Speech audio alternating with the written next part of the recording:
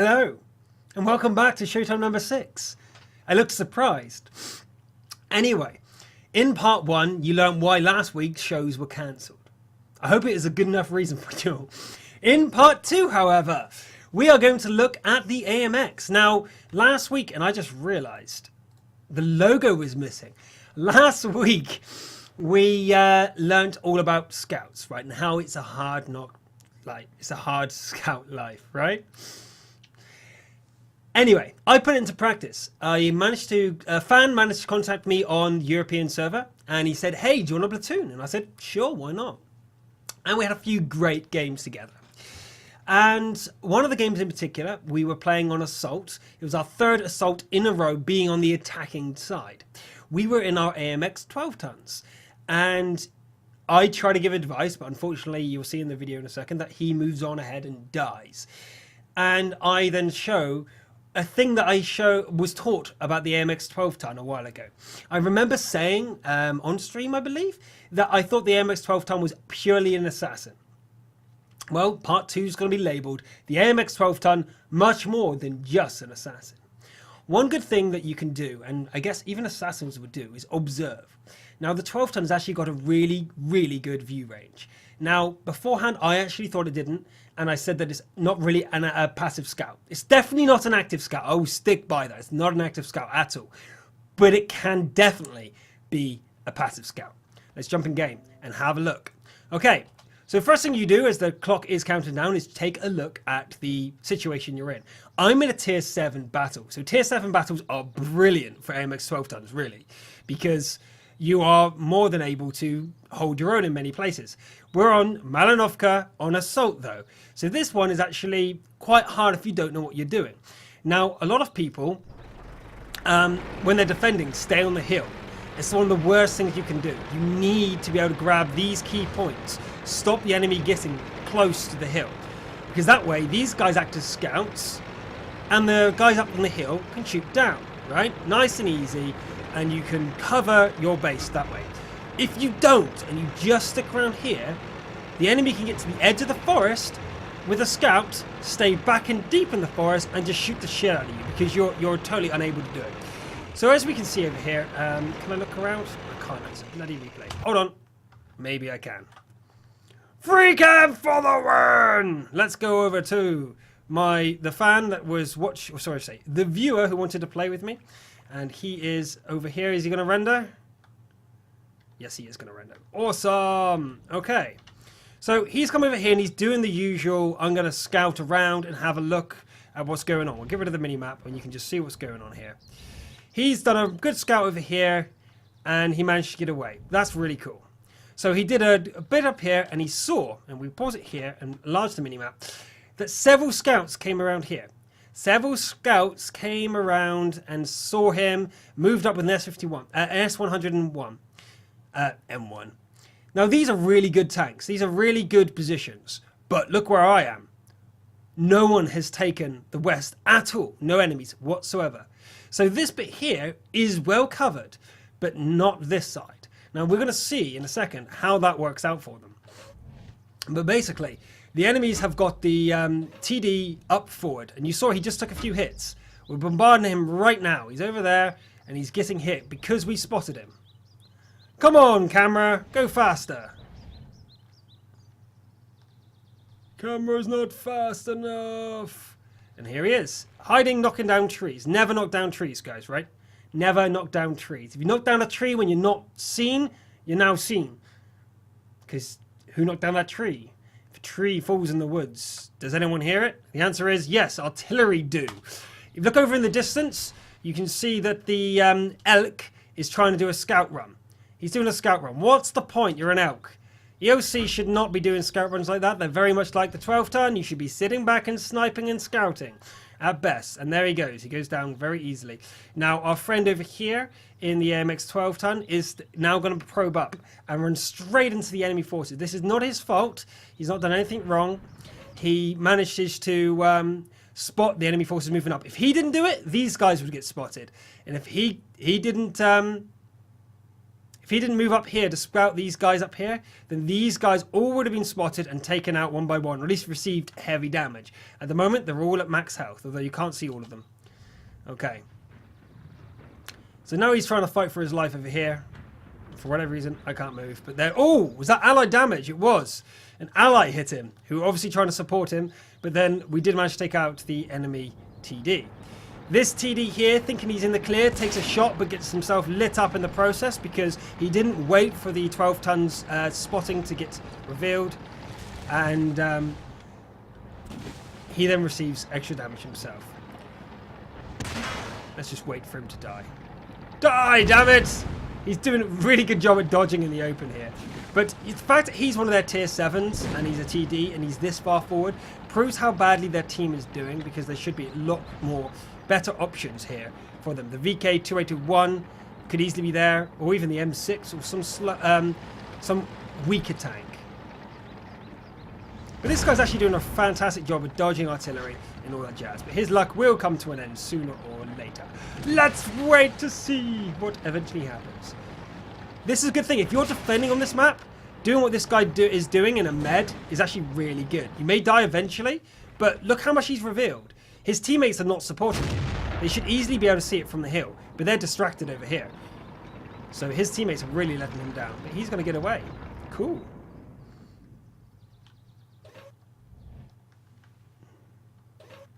Can't believe that guy got away. As I said, not had much time to prepare. I would have re-watched it. Memory serves me wrong. Let's check out where I am. I'm over here. Ta-da! Did you see me? Did you see me? Because I am seriously the only guy lighting up the enemy troops. Now, if you didn't know, when you have binoculars in an AMX 12 ton, you have an extreme range. And believe it or not, these guys here are being lit up by me over there. Can you even see me? Can you see me? I was lighting these guys up. Whenever they came forward to take any shots on my teammates, they were being spotted. This guy here, being spotted by me. I'm over there. Can you see me? I can't do the arrow. Can you see me? Because I sure as well know the enemy can't. Again, I'm going to support you on the hill. Oh shit, dead. Again, as soon as they come to the hill, spotted, dead. Look at the amount of damage being received by the defender. The only reason any damage is getting received back to them is that an IS is charged down the hill. But all your teammates, if you're scouting like I am right now, receiving so much damage, the enemy team is, without receiving any back.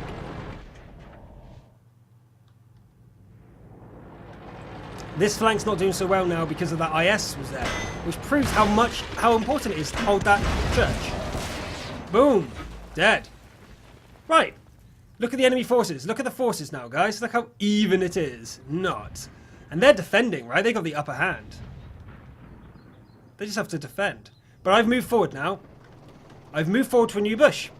This bush is in direct line from this bush. So I thought, better get some more view range. I'm going to go forward here. And spot some more. Now, many times I've had an opportunity to shoot. This guy here, for example, I could shoot him, but I'm not going to. Although I could, I'm not going to. If I did, there's a good chance that I would be spotted. So now I've noticed in my platoon chat, I'm saying now for the 50-meter rule. Let's switch back to my view. 50-meter rule. I've done enough as I can from scouting from afar. So now I'm going to run in close and scout from a very close range. A very brave VK3601 decides I'm going to stop that scout and dives down off the mountain, but decides to actually get himself killed because my allies are supporting me. Cool. Now the enemy have 2 guys left. You have the KV2 and the Hummer. Let's speed it up for the last bit. Easiest win with this map attack ever, says our VK3601. We've lost 3 tanks.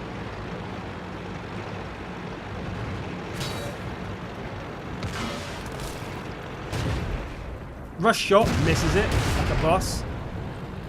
Remember aiming for the lower part? We learned the other week that you don't aim for the upper part of it because you might bounce. Done. GG. Good. Hey, you like that? I certainly did. I thought that game was really nice, really pleasant. It was really good. So, yeah.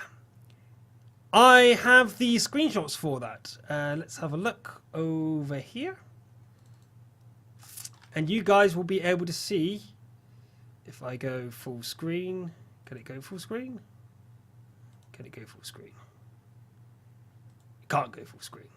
What I'll do is add them in as images. Can that work? Right. Let's make them all big. Okay. First of all, here we go. And that one is my medal. So that was the result. The team I got on top of the team with 1,223 damage. XP with patrol duty. Look at the damage upon detecting.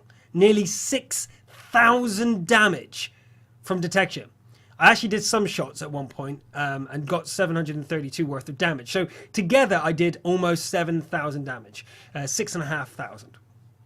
So scouting is very important. Being a passive scout doesn't mean you don't get XP. You certainly can do if you play it right. If you're in the right place at the right time. The second screenshot there is both teams. You can see how much of a massacre it was and how much XP the entire team got. Because remember, you share the XP with spotting damage. You don't take it. If you just steal damage, you go and take some damage from someone, you take the XP. But if you do the spotting damage, you get half of their XP, but they get their full amount. You get 50% of what they earn, but you don't actually take it from them. You just earn half of what they're earning. So we're earning half of what our entire team was earning. Brilliant. Cheap way of getting XP, right, guys? And last but not least, the costs and profits. I didn't shoot very much, so I got 47,000 profit. Yeah. 47,000 profit for scouting. Total experience for the battle, 5,502. Decent. Decent, right? That was pretty good. I enjoyed that game. It was really passive, it was really calm, and a little bit of excitement at the end there where I was able to go in. And in fact, if I watched that replay again, there was one point where I realized I was safe enough to fire. I did a trial shot, which was probably not good, not wise. But I knew that I was at extreme ranges. Every time I moved and lost my binoculars, I actually lost sight of the enemy. So I thought there's a good chance I could fire right now without them spotting me. And sure enough, I was able to unload an entire clip without being spotted.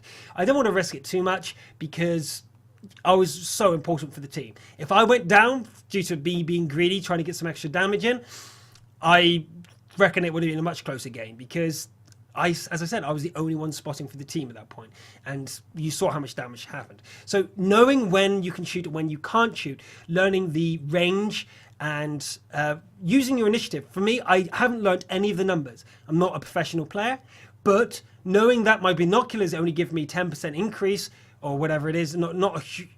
What is binoculars? Is it 10% or 25%? I'm now thinking, wait, coated optics is 10%, so it's 25%. So it is a huge amount, really. But I doubt any of them have got binoculars because all their TDs who might have binoculars are dead.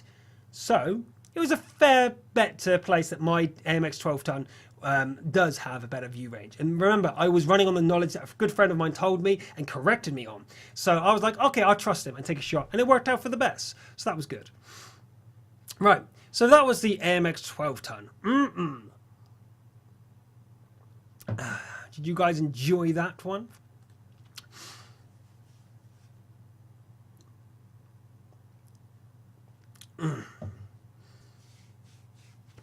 You guys are talking about your countries. Nice. Yeah, I can accept. From the first part, I go on a rant about England's mess up of corporate studies, and everyone's like, yeah, I'm glad I live in my country. England sucks, right? Don't move to England. No, at least they do. Smexasan, I'm going to try and pronounce his name, says that nobody obeys the driving laws in his country, which is... Oh no, He's talking about Russia. Yeah. Oh, yeah, the Russia videos. Have you ever seen Russian driving videos? It's insane. No one abides by any laws. And the police over there are quite well known to be corrupt. I can say that safely without being killed by the Russian mafia. And we have seen that everyone has dashboard cameras. And it's very common practice for them to have dashboard cameras because they don't trust their police. They need to have the proof to be able to get it out. You know, at least my government isn't as corrupt. I can go to my government and say, hey, this company is trying to screw me over, and they will stand in for me. And that's exactly what happened.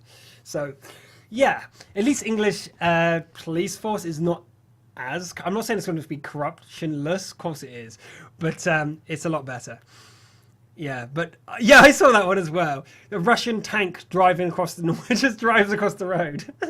Like across it. Not like on a crossroad. Across the road. Just, it doesn't give a shit. It's like, if they don't stop, they're the ones going to have the worst day, not me. I'm in a tank.